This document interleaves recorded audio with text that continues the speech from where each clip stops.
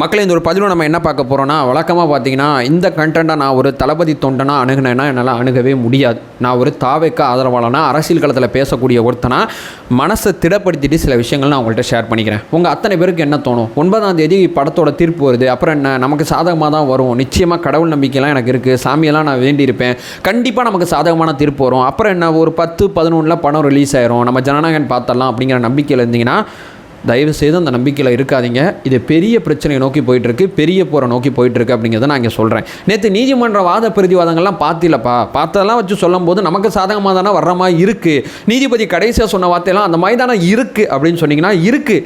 அதுக்கப்புறம் எய்த்தாப்பில் இருக்கிற censor board அதோட விடமாட்டாங்க. பெரிய போரில் ஜனநாயகன் இருக்குது. தலைவர் விஜய் அவர்கள் இதுவரை எந்த நடிகரும் எதிர்கொள்ளாத ஒரு பிரச்சனையை எதிர்கொள்ள போகிறார். ஏன்னா இவர் இப்போ அரசியல்வாதியாக இருக்கார்.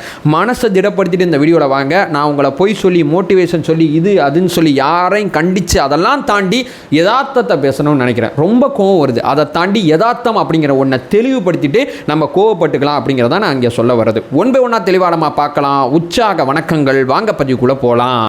முதல் விஷயம் மக்களே, ஏன் பெரிய போரில் ஜனநாயகன் இருக்குது அப்படிங்கிற ஒரு விஷயத்தை நான் சொல்கிறேன்னா, சென்சார் போர்டு இவ்வளோ தூரம் போயிட்டாங்க. இதுக்கடுத்து நான் சொல்கிற விஷயங்களுக்கு போவாங்களா மாட்டாங்களாங்கிறது உங்கள் யூகத்துக்கே விட்டுறேன். நம்ம சென்சார் போர்டில் ப்ராப்பராக அப்ளை பண்ணி, அதுவும் தக்கல்ல அப்ளை பண்ணி இந்த படத்தோட சென்சார் கேட்டோம்.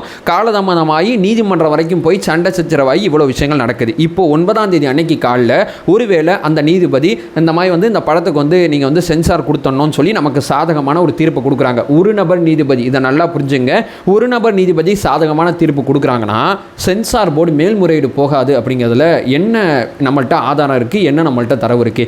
ஏன் இது நடக்காது அப்படிங்கிற ஒரு முடிவுக்கு நம்ம வர முடியும்? இவங்க ஒரு நபர் நீதிபதி விசாரித்ததை 2 நபர் நீதிபதி அமர்வுக்கு உயர்நீதிமன்றத்தில் மாற்றுங்கிற ஒரு மனு தாக்கல் செய்வாங்களா மாட்டாங்களா அப்படிங்கிற ஆங்கிள்லாம் இங்கே யோசிக்க வேண்டியது இருக்குது அப்படிங்கிறத நான் இங்கே பதிவு செய்கிறேன். ஏன்னா இவ்வளவு தூரம் காமலதாமதம் பண்ணவங்களுக்கு இதை செய்கிறதுக்கு எவ்வளோ நேரம் ஆகும் அப்படிங்கிறத நான் யோசிக்கிறேன். ஒருவேளை அங்கேயும் நமக்கு சாதகமான தீர்ப்பு வருதுன்னு வச்சுங்களேன், அடுத்து உச்சநீதிமன்றம் போய் ஃபைட் பண்ணுவாங்களா மாட்டாங்களா அப்படிங்கிற சந்தேகமும் வருது. அப்போ இது இன்னைக்கு நேத்து முடிகிற பிரச்சனை கிடையாது. இது ஒரு லாங் டைமா இதை இழுத்துட்டு போறதுக்கு வாய்ப்பு இருக்கு. ஏன்னா இவங்க வைக்கிற வாதங்கள் அத்தனையிலே கவனிச்சு பார்த்தீங்கன்னா, இப்போ முடியாதுங்க 4 மாசம் அவகாசம் கொடுங்க, இப்போ முடியாதுங்க 20 நாள் டைம் கொடுங்க, இதை நீங்க இப்போ செய்யாதீங்க, எங்களுக்கு தேவை டைம், இப்போதைக்கு இந்த படம் ரிலீஸ் ஆகக்கூடாது அப்படிங்கிற மாதிரி தான் இவங்க வாதங்களை வைக்கிறாங்க. அது அடிப்படையில் பார்க்கும்போது நீதிமன்றம் போயிட்டு அப்போ நீதிமன்றத்தில் போய் காலதாமதம் செய்கிறோம் அப்படிங்கிற ஒரு ஆங்கிளுக்கு அவங்க போகிறதுக்கு நிறைய வாய்ப்பு இருக்கு. அதை நோக்கி இவங்க பயணிக்க வாய்ப்பு இருக்கு. அதனால தான் சொல்றேன் ஜனநாயகன் பெரிய போர்ல இருக்கு. சரிப்பா, அடுத்தடுத்து அப்பெல்லாம் போயிட்டு என்ன ஒரு மாசத்துல வந்துடாதா அப்படின்னு சொல்லி கேட்டீங்கன்னா, இந்தியாவில் 130 கோடி மேற்பட்ட மக்கள் இருக்காங்க. நீதித்துறையை பயன்படுத்துறது 10% மக்கள் மட்டும்தான் நீதித்துறையை பயன்படுத்துறாங்க. அப்படி இருந்தும் இந்த நீதித்துறையோட பெரிய பிரச்சனையா நீதிபதிகளே பல இடத்துல வருத்தப்பட்டது என்ன தெரியுமா? காலதாமதம். இவ்வளவு வழக்குகள் நிலுவையில் இருக்கு, இதை நம்ம வேகமா முடிக்கணும் அப்படிங்கிறதா ஒவ்வொரு முறையும் நீதித்துறையில் இருக்கக்கூடிய நபர்கள் சொல்லக்கூடிய கருத்தா இருக்கும். அந்த ஆங்கிளை பார்க்கும்போது இந்தியாவில் 10% பேர் மட்டும் பயன்படுத்துகிற இந்த நீதித்துறையில் காலதாமதம் அப்படிங்கிற பிரச்சனை காரணமா இந்த படம் இன்னும் கொஞ்சம் தள்ளி போறதுக்கு வாய்ப்பு இருக்கு. ஆனா இது எல்லாத்துக்கும் முற்றுப்புள்ளி வைக்கும் விடமா, இதுக்கெல்லாம் போறதுக்கெல்லாம் வேணாம், இதெல்லாம் வேணாம், இந்த மாதிரிலாம் நடக்கக்கூடாது அப்படிங்கிற மாதிரியும் நீதிபதி தீர்ப்பு தள்ளலாம் அல்லது தராமையும் இருக்கலாம். ஸோ ஒரு நீதிபதி கொடுக்குற தீர்ப்பை வச்சு தான் அப்பீல் போக முடியும். அந்த ஒரு நீதிபதி என்ன வார்த்தையை பயன்படுத்த போறாங்க, என்ன சொல்ல போறாங்க, என்ன பண்ண போறாங்க அப்படிங்கிறத நம்ம முன்னாடி இருக்கக்கூடிய தகவலாக இருக்கு.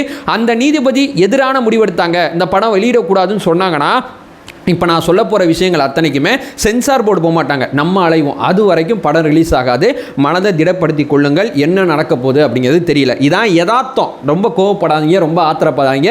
தளபதி ஃபேனாக அதெல்லாம் பார்க்கும்போது கஷ்டமாக இருக்கும். ஒரு தாவேக்கா தொண்டனா அந்த அரசியலை புரிந்து கொள்ளுங்கள் அப்படிங்கிறது தான் என்னுடைய முதல் வேண்டுகோளாக இருக்குது. இப்போ ரெண்டாவது, என்ன தான் தம்பி உங்களுக்கு பிரச்சனை? நீ பார்த்தியா கூட்டு கேஸ் ஏறிங்களா, நீ பார்த்தியா அப்படின்னு சொல்லி கேட்டிங்கன்னா, நான் எல்லாமே பார்த்தேன். ஆக்சுவலாக வேகமாக எங்களுக்கு தணிக்கை சான்று வேணும் தான் தக்கல்ல போட்டிருக்காங்க. இப்போ டிக்கெட் தக்கல்ல போட்டு நம்ம புக் பண்ணுவாங்கல்ல, அதே மாதிரி தக்கல்ல போடப்பட்ட ஒரு ப்ராசஸ் தான் இது. இதை பார்த்தவங்க 19ஆம் தேதி பார்த்துருக்காங்க. அப்புறம் என்ன சொல்லியிருக்காங்க, 23 கட்டு இதில் மாற்றணும் அப்படிங்கிற விஷயத்தெல்லாம் சொல்லியிருக்காங்க. நீதிமன்றத்தில் பார்த்தீங்கன்னா ஹிந்து தமிழ் ஆங்கில நாடிலல்ல, இப்போ நான் சொல்கிற வாதத்தை அப்படியே பதிவு செஞ்சுருக்காங்க. 20+ கட்டு, அதுக்கப்புறம் பார்த்தீங்கன்னா சில இடத்த மீட் பண்ணணும்னு சொல்லி 20 கரெக்ஷன் பார்த்தீங்கன்னா இங்கே கொடுத்துருக்காங்க. 20+ங்கிறது உங்கள் மைண்டில் வச்சுங்க. இந்த கரெக்ஷன் அத்தனையுமே செஞ்சு நம்ம மறுபடியும் அப்ளை பண்ணிட்டோம். அதில் இவங்க என்ன சொல்கிறாங்க, ராணுவம் தரப்பான காட்சிகள் இருக்குது அப்படிங்கிற ஒரு விஷயத்தை சொல்கிறாங்க. உண்மை உண்மைக்குமே ராணுவம் தொடர்பான காட்சிகள் இந்த படத்தில் இருக்கிறதுக்கு நிறைய வாய்ப்பு இருக்குது. ஏன்னா அந்த ஃபோட்டோ நீங்கள் பார்த்தீங்கன்னா தெரியும். ஏன்னா அந்த ஃபோட்டோ எல்லாமே அந்த கேம்பில் பார்த்தீங்கன்னா ஷூட்டிங் முடிச்ச பிறகு அந்த கேம்பில் இருக்கக்கூடிய ராணுவ வீரர்கள் அவங்க குடும்பத்தை தான் தளபதி அந்த சமயத்தில் மீட் பண்ணார்.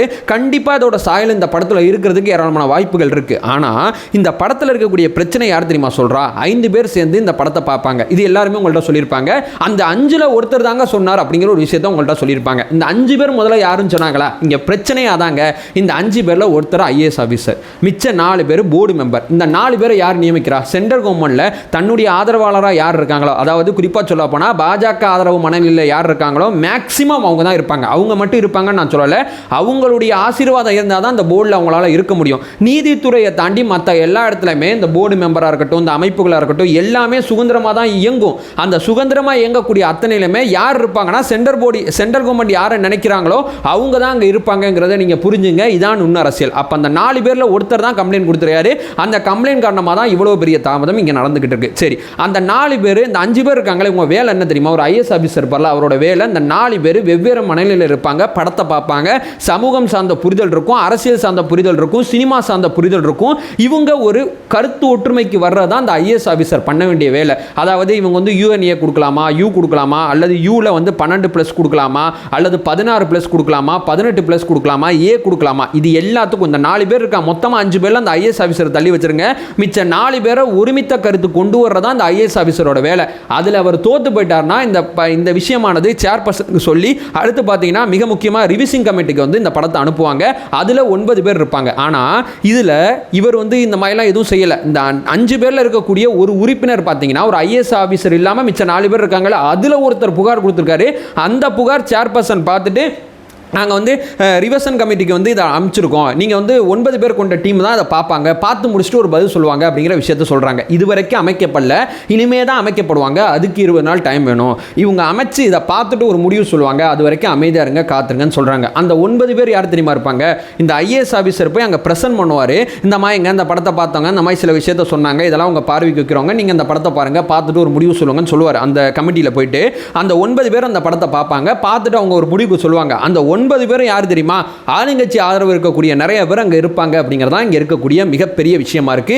இங்கே இருக்கக்கூடிய மிக முக்கியமான தகவலாக இருக்கு. இந்த ஆங்கிள்லாம் பார்க்கும்போது இதில் அரசியல் தலையீடு இல்லை அப்படிலாம் உருட்டுறவெல்லாம் நீங்கள் நம்பாதீங்க.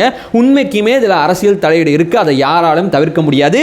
அது எந்த கவர்மெண்ட்டாக இருந்தாலும் அதில் அரசியல் தலையீடு இல்லாமல் இருக்காது அப்படிங்கிறது நான் இங்கே பதிவு செய்கிறேன். அப்போ இப்போதைக்கு பார்த்தீங்கன்னா அந்த படத்தோட சென்சாரை தாமதப்படுத்தணும். நீதிமன்ற உத்தரவு எப்படி வந்தாலும் இதை தாமதப்படுத்தணும். ஒன்று நீதிமன்றத்தில் தாமதப்படுத்தணும், அல்லது பார்த்தீங்கன்னா சென்சார் போர்டில் உட்காந்து தாமதப்படுத்தணும்.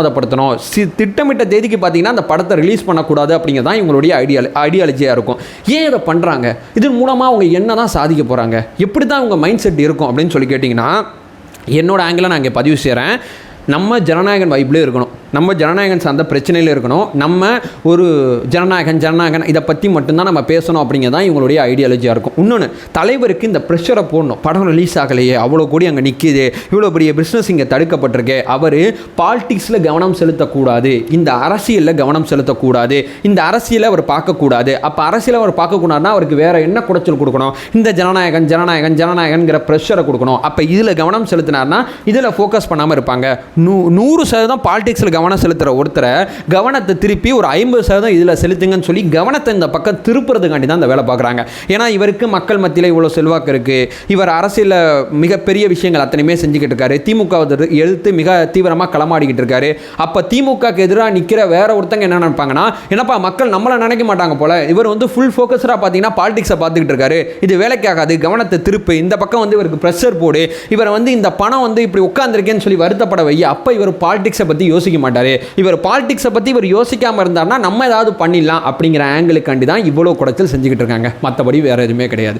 மற்றபடி இந்த சின்னம், இந்த விஷயங்கள், அது இது இந்த உருட்டுக்கிட்டெல்லாம் எல்லா நேரத்திலும் எல்லாருமே சொல்கிறது தான். ஆனால் நீதிபதி என்ன முடிவெடுத்தாலும் நீதிமன்றத்தை நம்ம மதிக்கிறோம். ஏன்னா நீதிபதிகள் நம்ம மதிக்கிறோம், அதில் மாற்றுக்கிறதே கிடையாது. அதை தாண்டி நான் இங்கே என்ன சொல்ல வரேன்னா, இவ்வளோ விஷயங்கள் நடக்கிறதுக்கு காரணம் ஒருத்தரை பாதிக்கணும் அப்படிங்கிறதுக்காண்டி தான் இவ்வளோ விஷயம் நடக்குது. அந்த ஒருத்தர் பார்த்தீங்கன்னா தலைவர் விஜய் அவர்கள் மட்டும்தான், வேறு எதுவுமே கிடையாது.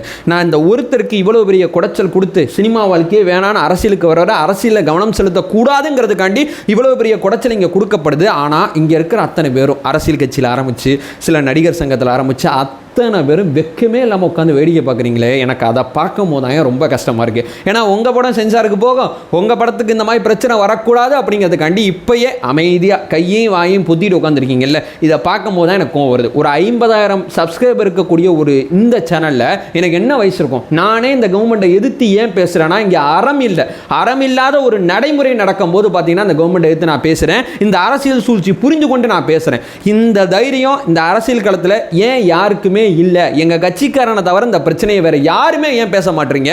இவ்வளவு பெரிய ஜனநாயக விரோதம் இந்த ஜனநாயகன் அப்படிங்கிற திரைப்படத்துக்கு நடக்குது, பார்த்துட்டு கடந்து போகிறீங்களே, இது என்ன மாதிரி மனநிலை அப்படிங்கிறத நான் இங்கே கேட்குறேன்.